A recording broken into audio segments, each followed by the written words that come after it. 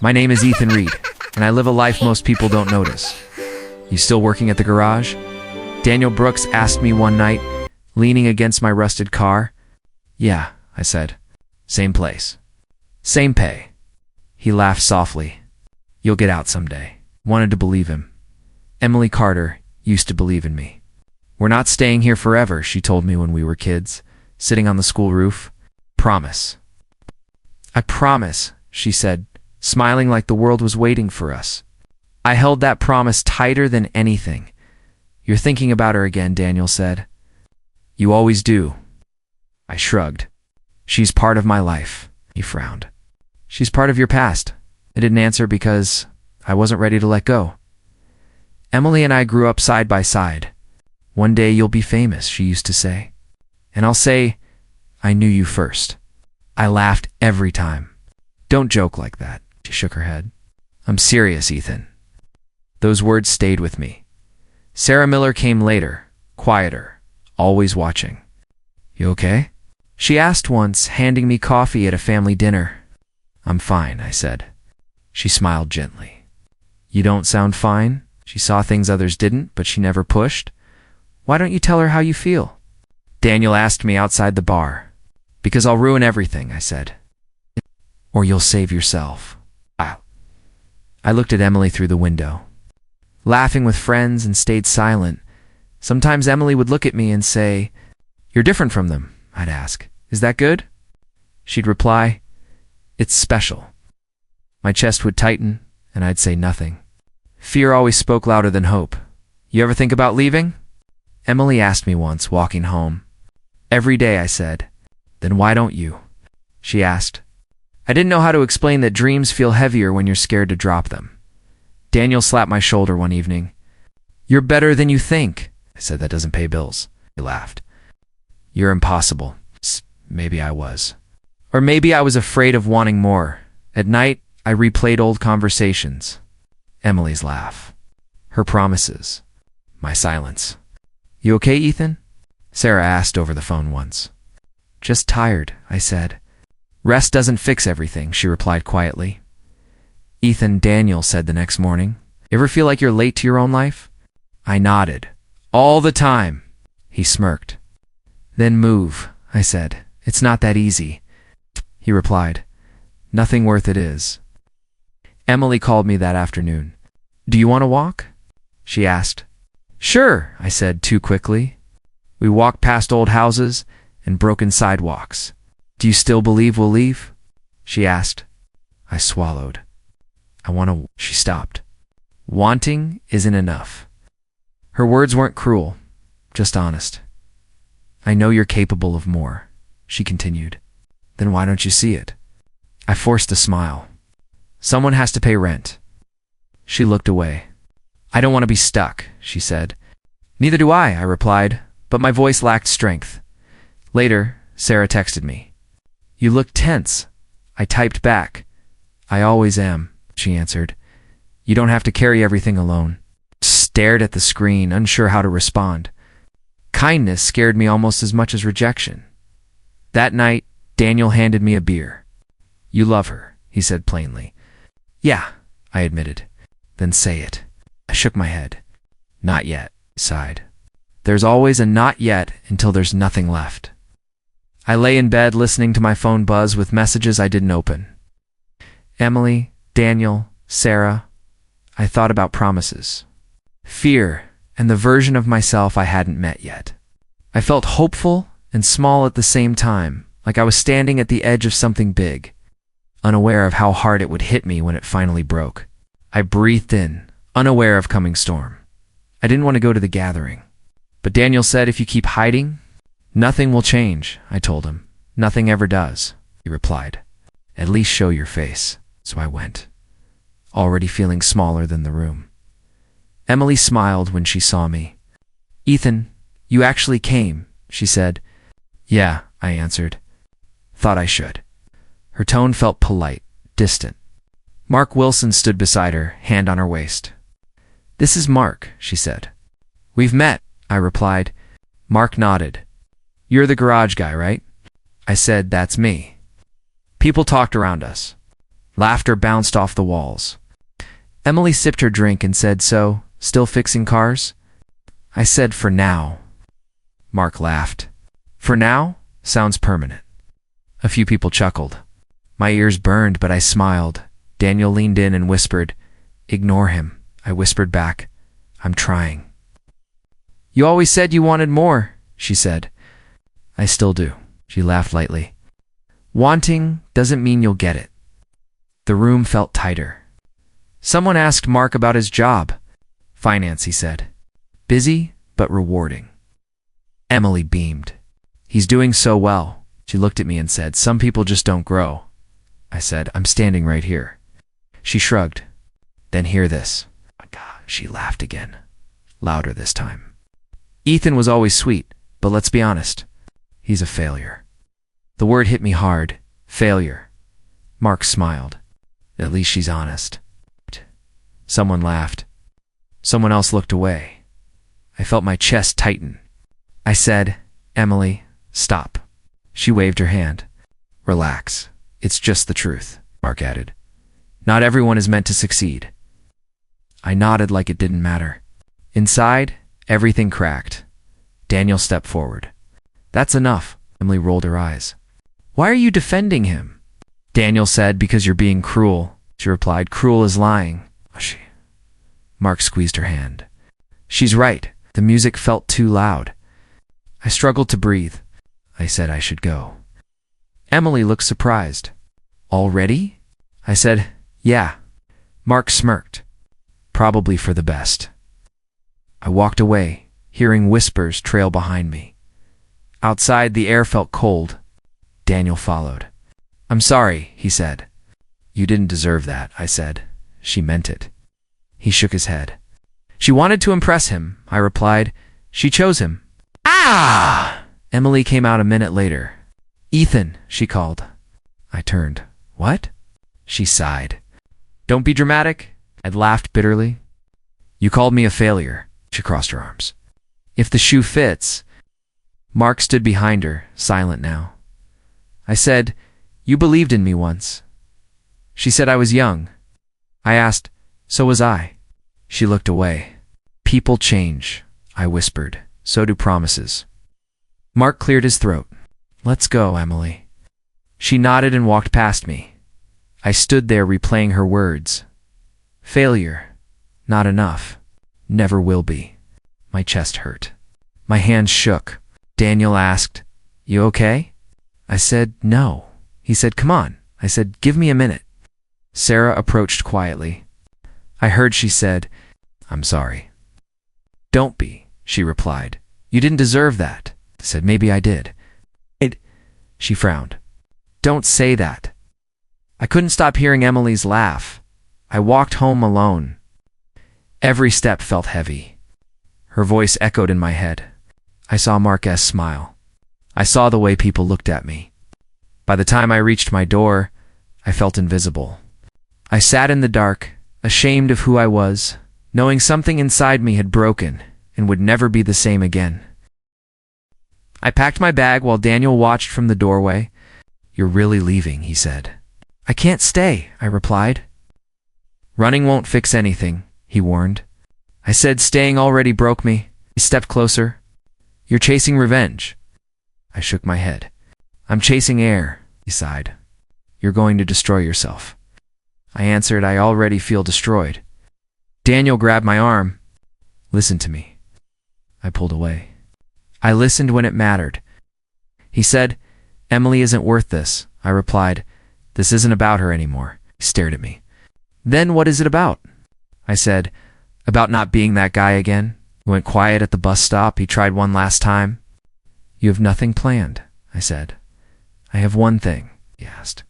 "What?" I answered, "I'm leaving." He looked tired. "Call me," I said. "I will." He nodded, but his eyes didn't believe me. The bus smelled like dust and old seats. A woman across from me asked, "First time leaving?" I said, "Feels like it." She smiled. "It's always lonely." I looked out the window and said, "I know." Every street passed like a goodbye. I didn't say it after hours. The bus stopped near a factory. A woman with sharp eyes stood outside smoking. "You looking for work?" she asked. I said, "Yes." She said, "I'm Linda Parker." I told her my name. She said, "You strong?" I answered, "Enough," she said. "Honesty matters more." I nodded. "I can learn." She walked me inside. "No whining here," she said. "No excuses either," I said. "I won't complain." She laughed. "Everyone says that," I replied. "I'm not everyone." She studied me. "You running from something?" I said, "I'm running towards something." She smirked. "That's better." She showed me the floor. "Pay's low," she said. "Hours are long," I answered. "I'll take it." "You didn't ask what you do?" I said, "Work." She laughed again. "You start tomorrow," I said. "Thank you," she replied. "Don't thank me yet." That night, I slept in a cheap room. The silence felt heavier than noise. I called Daniel. "I made it," I said. He replied, "You sound tired." I said, "I am." He asked, "You safe?" I said, "For now." He paused. "Come back if it gets bad," I said. "I can't." He understood. The days were rough. Linda barked orders. "Move faster. Think smarter. Don't quit." I answered everything with yes. My body hurt. My mind doubted me. At night, Emily's laugh returned. I told myself, keep going. Sometimes I believed it. Linda cornered me one evening. "Why are you here?" she asked. I said, "Because I failed." "Failure doesn't show up every day." I looked down. "I don't want to be weak," she said. "Then stop running from pain." I asked how. She replied, "Use it." I walked alone after work, counting steps like promises. Every mile from home hurt, but it also felt clean. I wasn't watched. I wasn't judged. I was just moving. I whispered, "This is mine." The words felt small, but true. One night Daniel texted, "You still angry?" I typed back, "I'm focused." He replied, "That's new." I smiled slightly. I wasn't healed. I wasn't strong, but I was still standing. I looked at my reflection in the dark window. "I'll come back," I told myself. "Not like this." I clenched my fists. Never like this. I didn't know who I would become, but I promised I wouldn't return until no one could look down on me again. I lost track of time during those years. But I remember the voices clearly. "You're late again," Robert Hayes said, the first day I worked under him. I replied, "It won't happen again." He looked at me and said, "Don't promise." "Prove it." It stayed with me. Robert was strict. "Stand straight," he told me. "Look people in the eye," I asked. "Why does that matter?" He answered, "Because confidence is learned, not gifted." I failed often. "That's wrong," he'd say. I'd respond, "I'll redo it." He'd nod. "Good." Again. Some nights I wanted to quit. I'd sit alone and hear Emily's laugh in my head. "Failure," her voice whispered. I'd say out loud, "Shut up." The room never answered, but I kept going. Pain became routine. Claire Adams worked near me. She barely spoke at first. One day she handed me a file and said, "You missed this." I said, "Thanks." She replied, "You work hard." I shrugged. "I have to." She looked at me and said, "You choose to." That bothered me. Robert caught me making a mistake. "You rushed," he said. "I was tired," I answered. He snapped, "Tired is an excuse." I clenched my jaw. "Then teach me." He paused, then said, "Fine. Watch." He showed me slowly. "Discipline," he said, "is respect for yourself." I repeated that later like a prayer. Weeks became months. "You're improving," Robert admitted once. I asked, "Is that enough?" He replied, "Enough for today." I learned to accept small wins. They stacked quietly. Claire sat beside me during breaks. "You don't talk much," she said.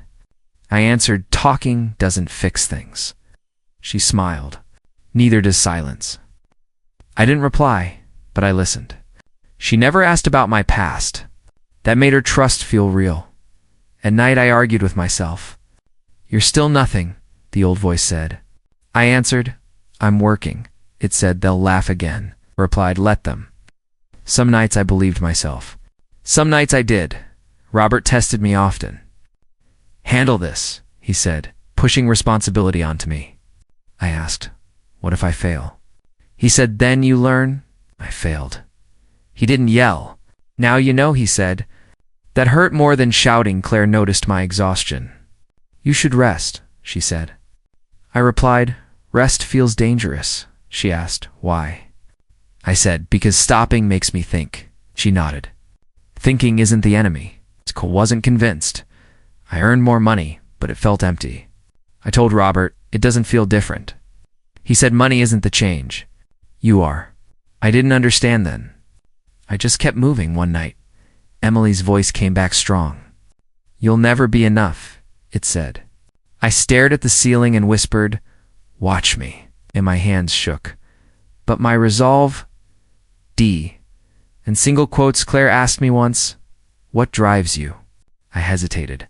"Shame," I said. She frowned. "That won't last forever," I asked. "What will?" She said, "Purpose." I didn't know mine yet. Robert corrected me again.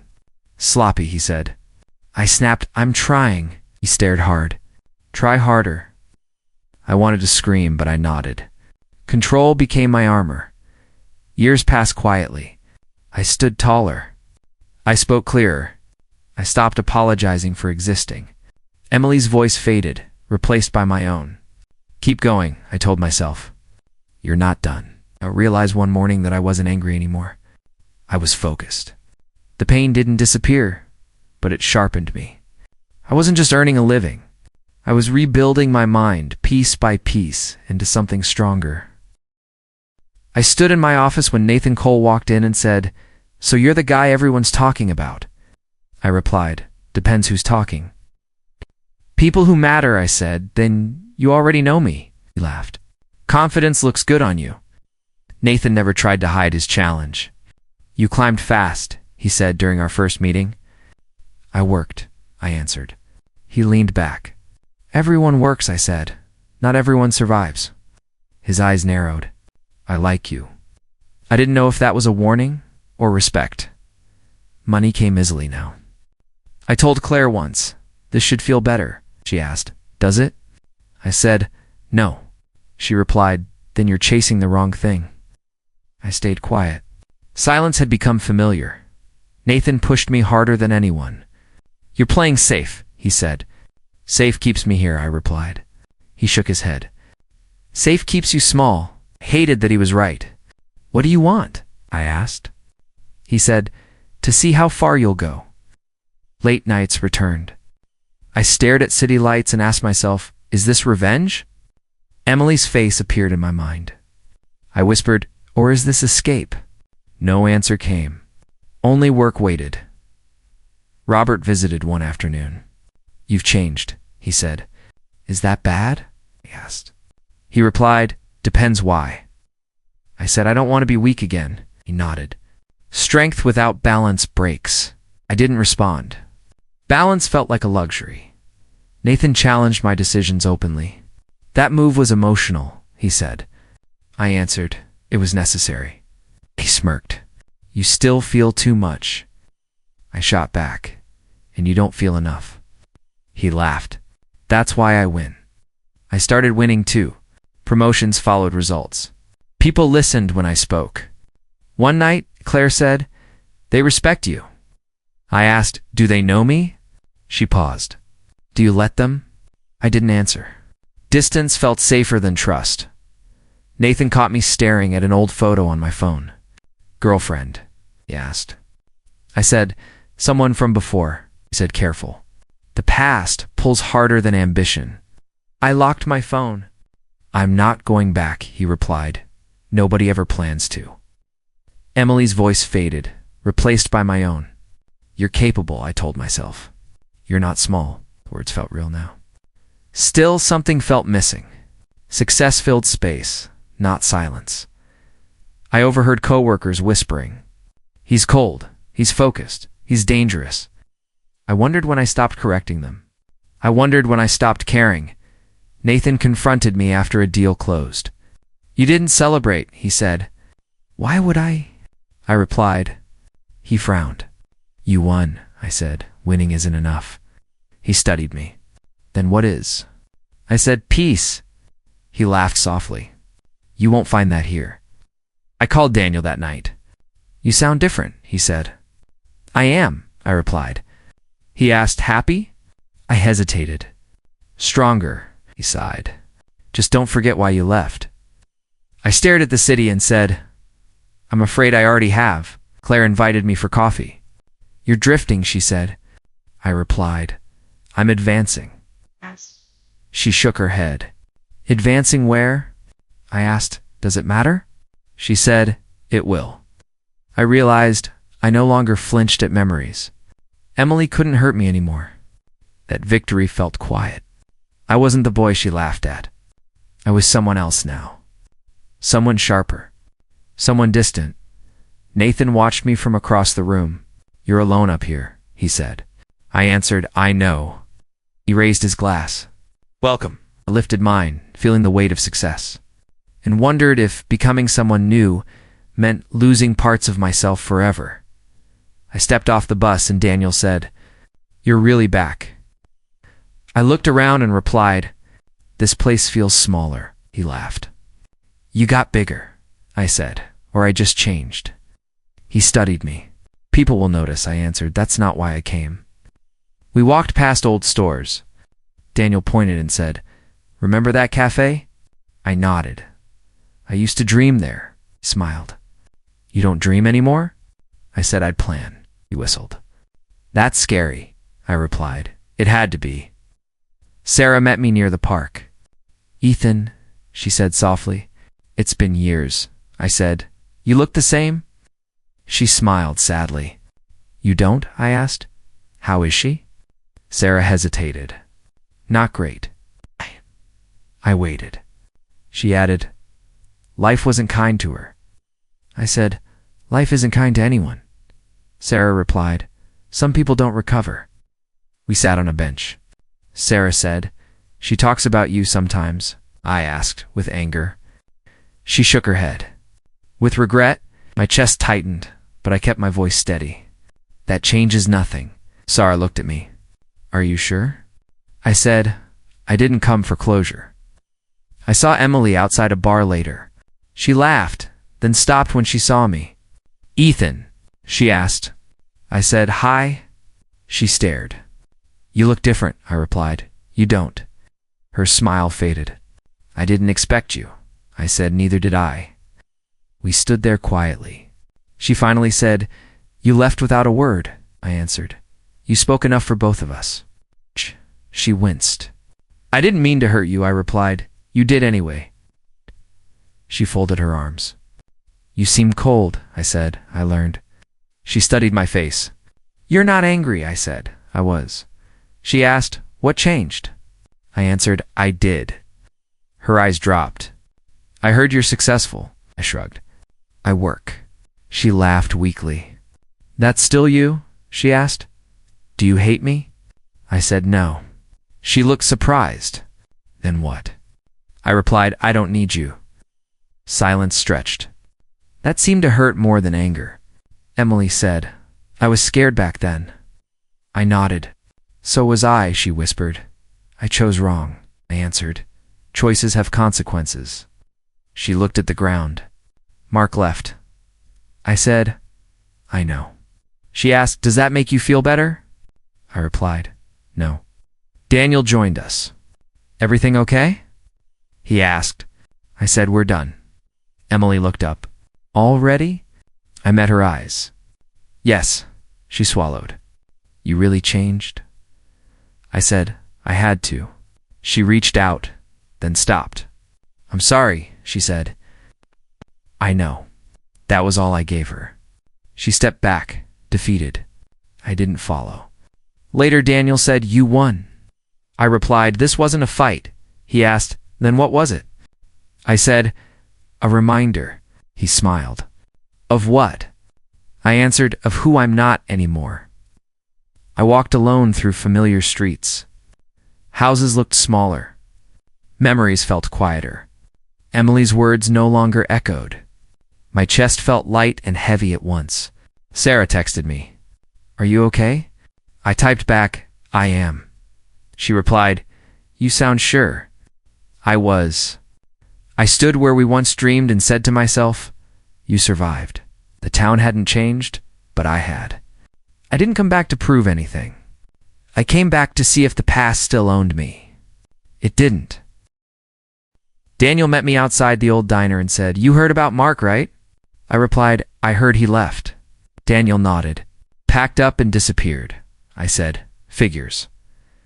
Daniel studied my face. "You don't look happy," I answered. "I'm not sad either." We sat inside. Daniel said, "Emily's struggling." I stirred my coffee. "How?" he said. "Work dried up." "Confidence gone?" I asked. "And?" Daniel leaned forward. "She talks about you." I looked up. "Why?" He shrugged. "Regret ages people." Emily called me later that day. "Can we talk?" she asked. "About what?" She said, "Everything." I sighed. "Fine." We met near the river. She looked thinner. "You look well," she said. I replied, "I am." She smiled weakly. "I'm not." She started quickly. "Mark left me," I said. "I know." She said I deserved it. I asked, "Why are you telling me?" She swallowed. "I need you to understand," I answered. "I already do." That seemed to unsettle her. She said I was scared of being nothing. I replied, "So you made me feel like nothing." She winced. "I didn't think you'd leave," I said. "I didn't think you'd laugh." Silence followed. Emily said my career stopped. I answered, "That happens." She looked at me. "You don't care," I said. "I care differently now." She asked, "Do you forgive me?" I thought for a moment. "Forgiveness isn't the point." Her eyes filled. "Then what is?" I replied, "Peace." She stepped closer. "I lost everything." I shook my head. "You lost illusions," she whispered. "I lost you." I said, "You let me go." She cried softly. I didn't move. Daniel found me afterward. "How was it?" he asked. I said, "Quiet." He smiled. "That's growth." I laughed lightly. "Maybe," he said. "Remember who you were?" I nodded. "I remember wanting revenge." He asked, "Do you still?" I answered, "No." Daniel leaned back. "Karma's funny," I said. "It's patient." He grinned. "You didn't do anything?" I replied. "I didn't have to." That truth surprised me. Later, Emily texted, "I'm sorry." I stared at the screen. The words didn't shake me. I typed, "I know." She replied, "That's all?" I answered, "That's enough." I put my phone down. I walked through town as people whispered, "That's him. He made it. He came back." None of it mattered. Their voices felt distant. Daniel said, "You changed without hurting anyone." I replied, "I hurt myself enough back then." He nodded. "You survived," I said. I learned. That night, I sat alone and thought about revenge. It used to feel sharp and necessary. Now it felt small. Emily's life unraveling didn't give me joy. It gave me clarity. I didn't need her pain to validate my growth. I remembered her laughter from years ago. It no longer echoed. In its place was my own voice saying, "You're okay." That mattered more than winning.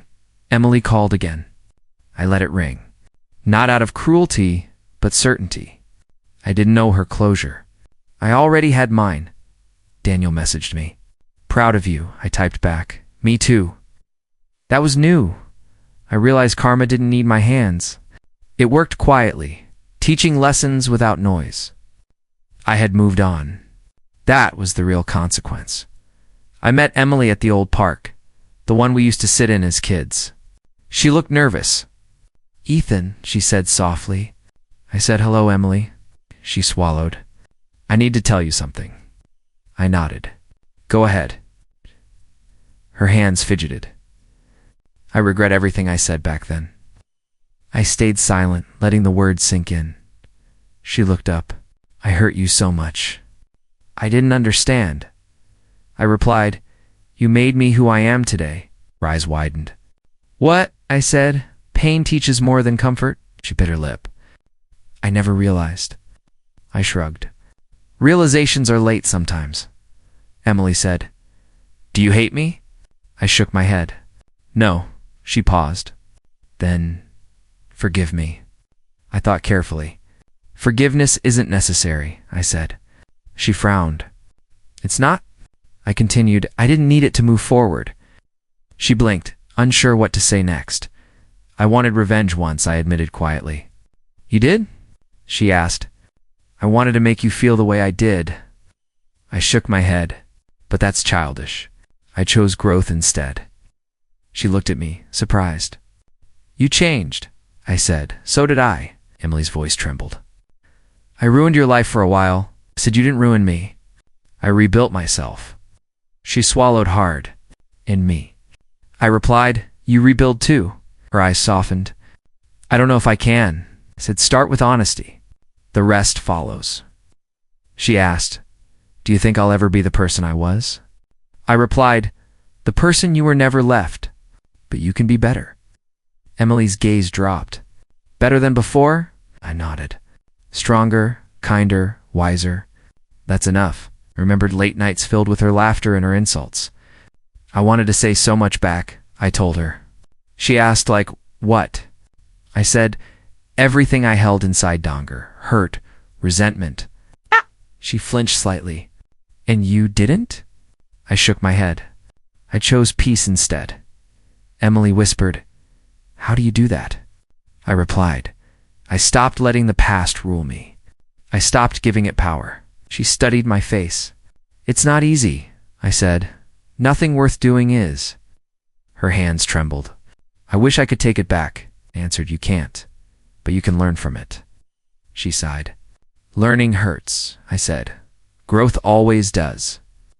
Silence settled between us, comfortable and strange at the same time. I kept my promise, I said finally. She looked at me curiously. What promise? I smiled faintly. The one I made to myself, to never let anyone's words define me. Emily nodded slowly.